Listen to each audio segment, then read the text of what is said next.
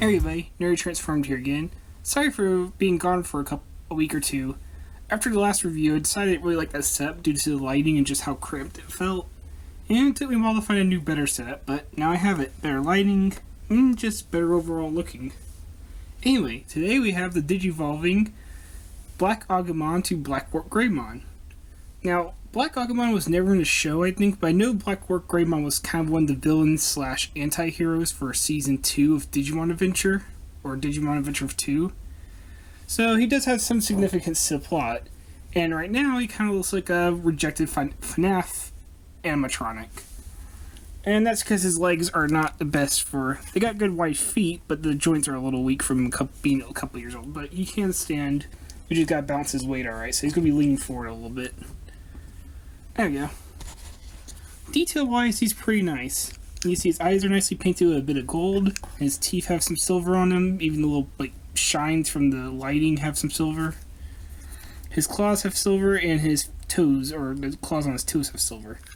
That's about it for paint. He does have technically some here, but that's for the other mode. And that's one thing you'll notice, yeah, he sacrifices a lot for the WarGreymon mode. But it's not bad, you know, just some stuff on the hands, spikes on the elbows, this on his ducktail, I'm going to call that a ducktail, and his neck looks a little disjointed. But besides that, it does a lot better than some of the other ones, I think.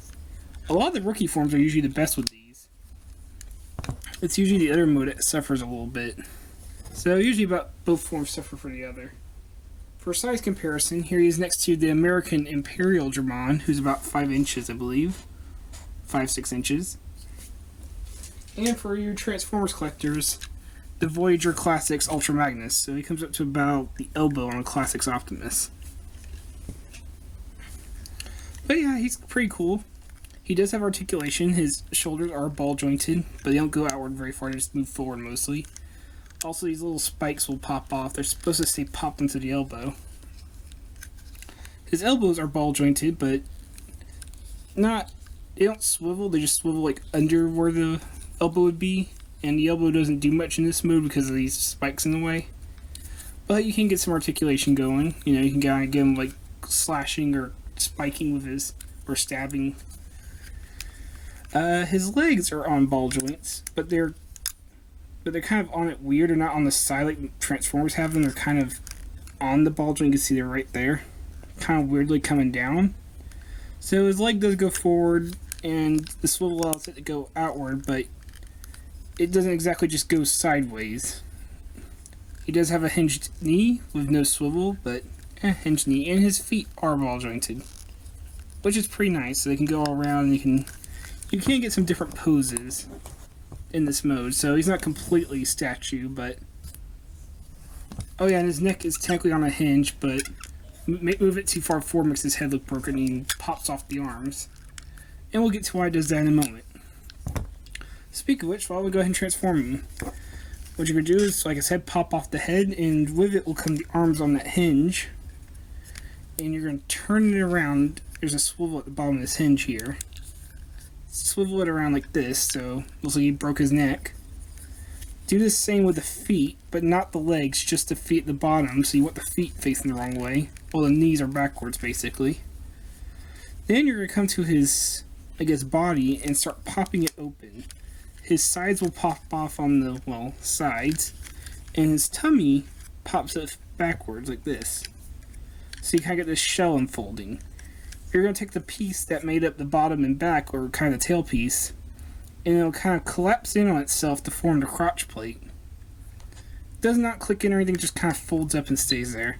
Then from inside the body will come down these two pieces that will form the, I guess they're called Greaves? I'm not sure what they're called. It's an armor piece. I want to say it's called Greaves. I could be wrong though. They peg in. There's a little peg on the back of Agumon's leg, and they just peg in simply. And the what were the hip joints now become the knee joints for this mode. And the rest of the pieces kind of just fall down. You're going to want to take the stem piece and kind of flip it around to where it's kind of facing inside out to kind of look more like armor. Then take Agumon's big head, and there's a split down the middle, and it'll just open up. And those will flip back to kind of form wings. The arms that are on a hinge will come up and pop into place like that. The elbow spikes are going to pop off, flip around, and using the same way they're popped into the elbows, they'll pop onto the shoulders. The arms are kind of cool.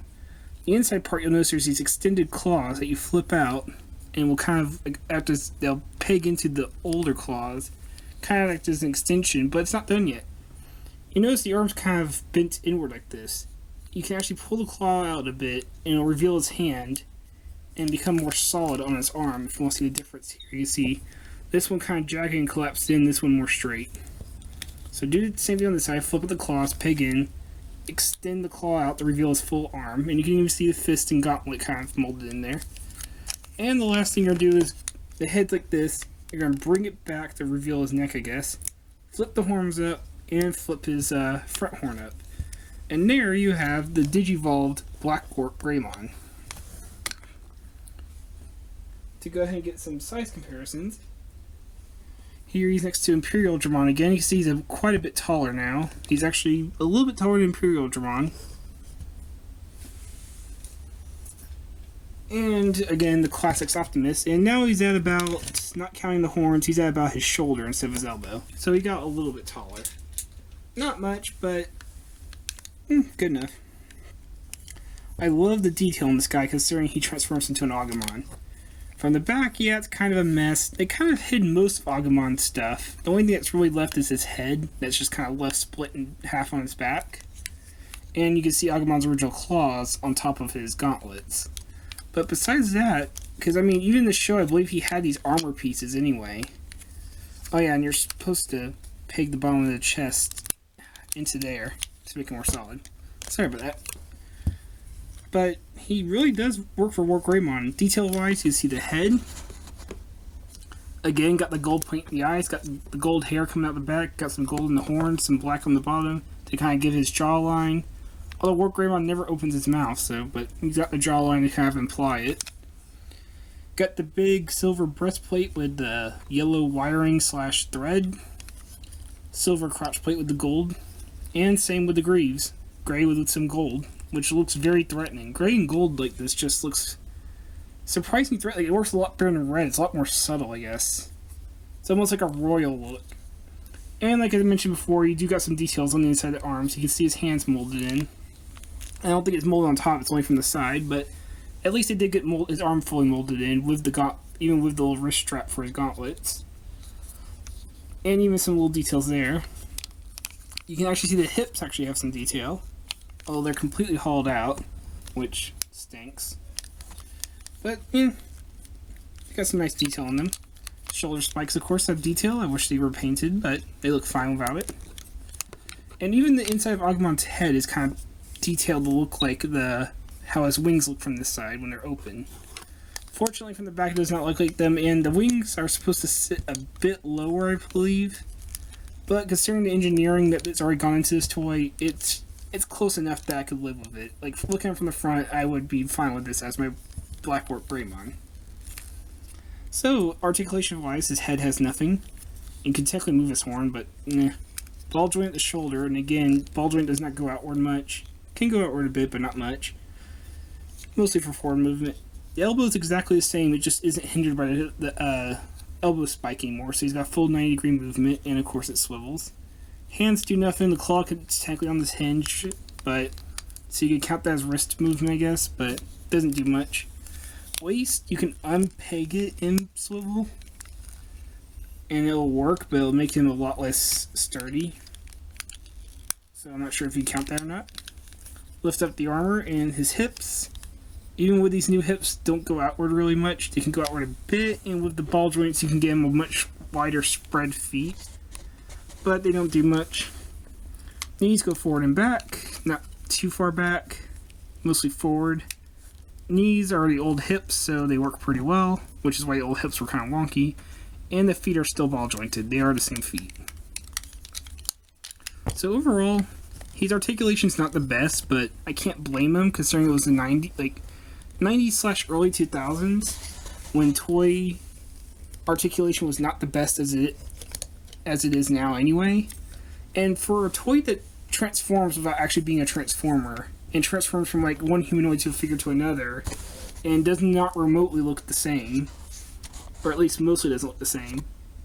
I say they did a pretty good job with this one. This is probably one of the best Digivolving Digimon, because I had quite a few of them, and a lot of them were kind of crappy. But out of all of them, this is the one I think they did the best. He came out the best, he looks the best. Sure, ones like Imperial Dramon look a bit better in their two modes, but his modes are so similar that it really would be hard to screw up. He has such a difference in his modes, from a cuddly, cute little creature to a big, armored, like, war monster. That's amazing he got as close as he did.